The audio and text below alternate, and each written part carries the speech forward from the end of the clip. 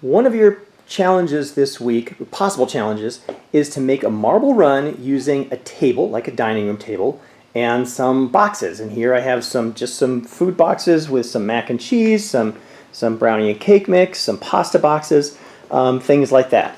Now, a marble is not going to roll on a table if it's level, and the tables tend to be level.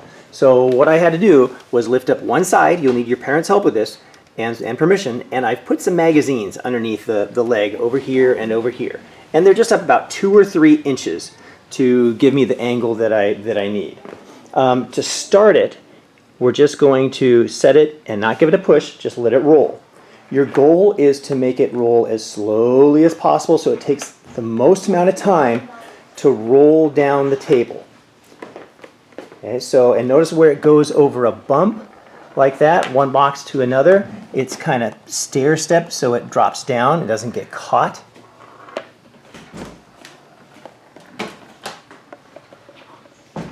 And I have a seam in the table here, so I had to put paper there so it goes over the seam without getting caught. Okay, here's a few more bumps that are like shingles. And okay.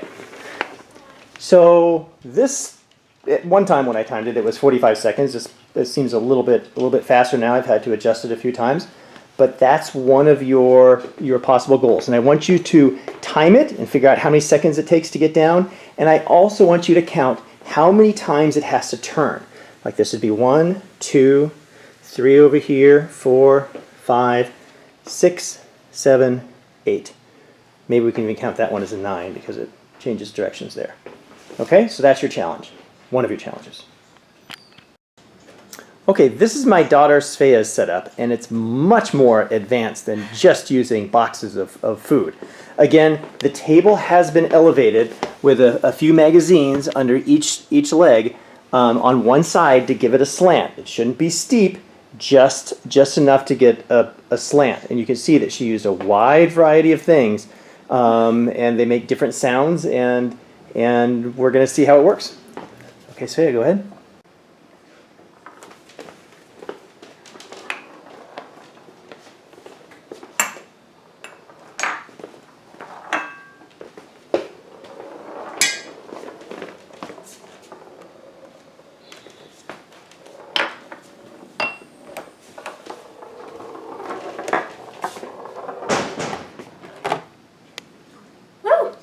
Very good.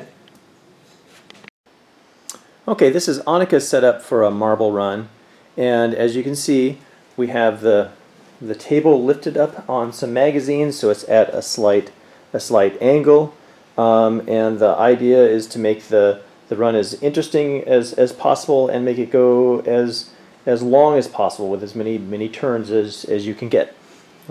Okay.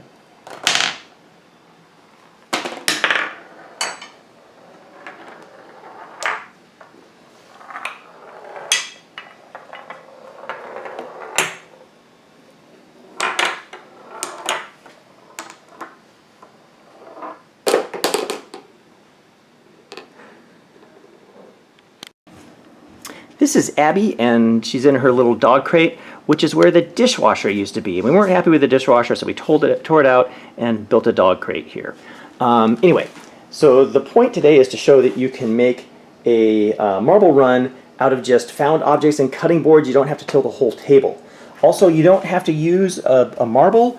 Here I have a regular marble, a bigger marble, a big stone marble, and even a ping pong ball. You could use a golf ball. You could use just about anything. But for this one, I'm using a BB. That's just a little BB from a BB gun. You could probably use an airsoft plastic BB. And we're going to try this one out here and see if it works this time.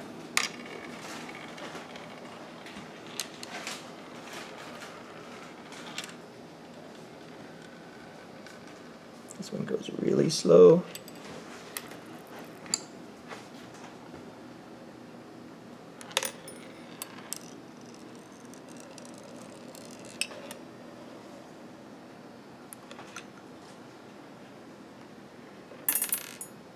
Okay, there it works. And you can see that's just random things from around the house.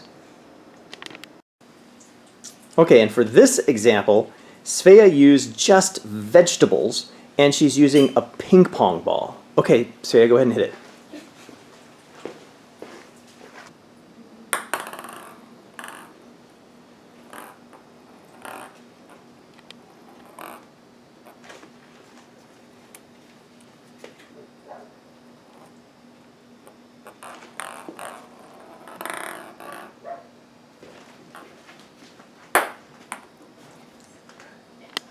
Very good, Saya.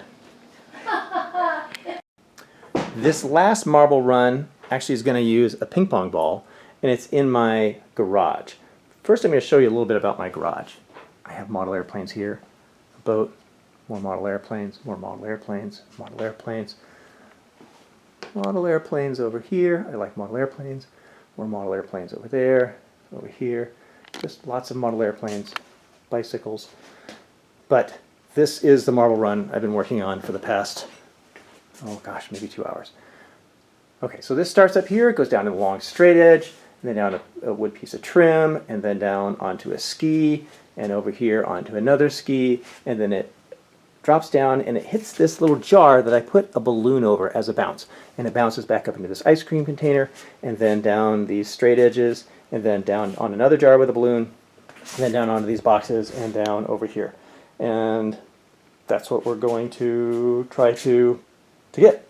So I'll set this up here.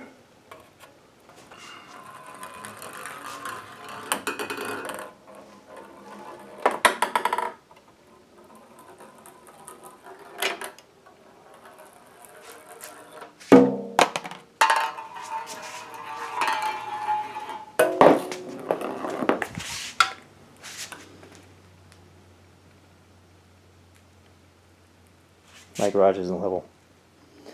But you are witnessing about the 30th attempt at this. It's going to the drain. That's where we should put the X. Okay, and we're going to conclude with a few things. One is, if you have siblings who are iGEM students, feel free to work together. Use any kind of a ball, like a BB, a marble. This is a rubber super ball. Here's some big stone marbles, a ping pong ball, golf ball, even a tennis ball would probably work.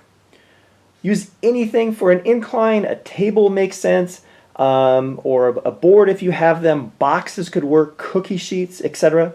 Use anything for rolling guides. You've seen from my examples, you can use boxes, rulers, cans, utensils, etc.